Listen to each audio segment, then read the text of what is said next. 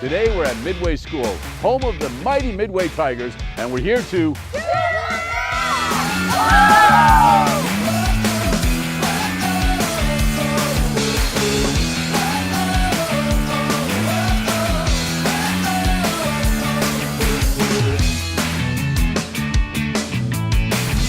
Well, today we're at Midway School. We've got some students from 5th and 6th grade. And a lot of times students, they are doing their math homework, they get a book and they're like, all right, I have to do this problem. You guys don't have to do any problem out of any math book. How's that sound?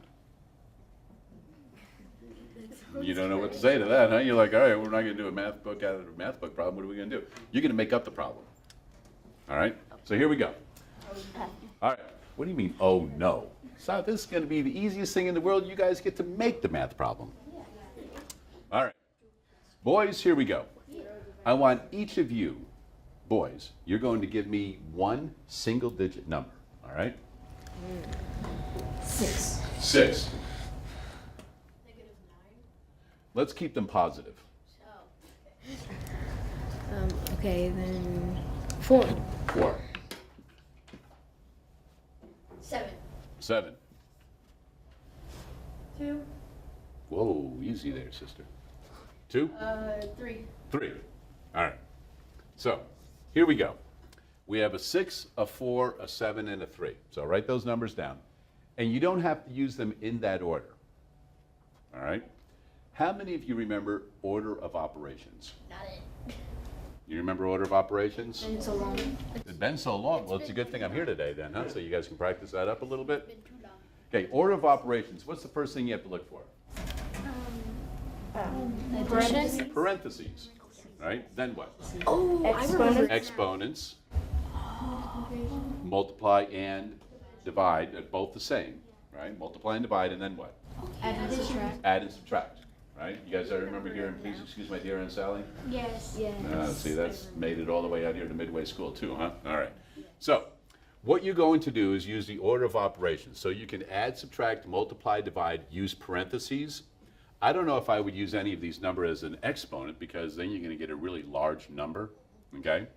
So girls, I want you, because you're in 5th and 6th grade, I want you to decide, is the number going to be 5 or 6? 5. 5. All right. So you have to use these 4 numbers and you have to make some sort of an equation using order of operations to get an answer of 5. You ready? You think you guys can do it? Yeah. I'm going to give you 3 minutes for anybody to come up with the answer of 5. Okay. Set? Go.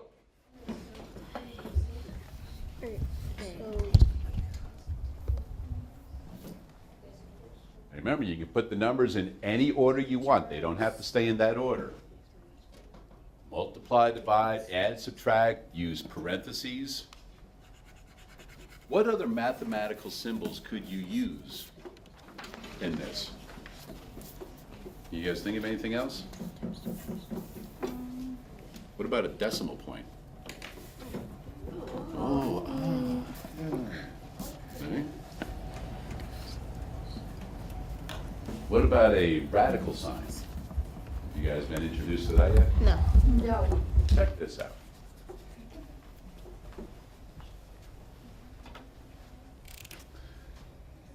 You guys ever seen that symbol? Yes. Oh, yeah. What were you telling me no then for? All right. So what's the square root of 9? 3.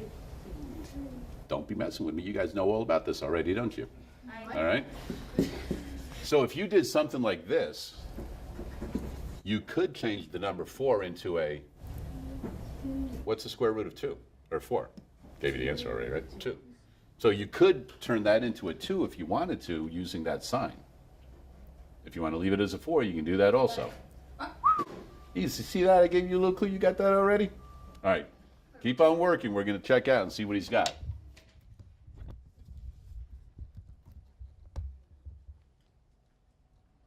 It's very fast. 6 plus 4 equals 10. 10 squared is 5. Well, you have to use all the numbers. You have to use 6, 4, 7, and 3. Oh. Yeah, you have to use all the numbers. Okay. You have to use all 4 numbers, 6, 4, 7, and 3. All right, well, the students in 5th and 6th grade at Midway School are working on a problem they came up with They came up with all the numbers. They had a 6, a 4, a 7, and a 3. They have to use all 4 numbers. You can use them in any order you want, and you have to have it come out to equal 5. So, I got 2. you got an answer too? We both got it. All right, let's take a look at what you guys have.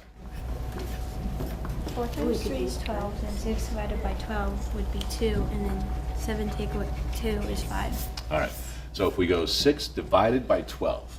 Now think about it. So what's 12 divided by 6? 2. So can 6 divided by 12 be 2? Yes. That's going to be opposite, right? That's going to be a smaller number. So rearrange the numbers so that you have 4 times 3 is 12 first.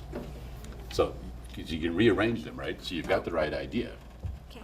right? And then put the 7 at the very beginning also, so you're going to go 7 minus 2. Does that make sense to you guys? Yeah.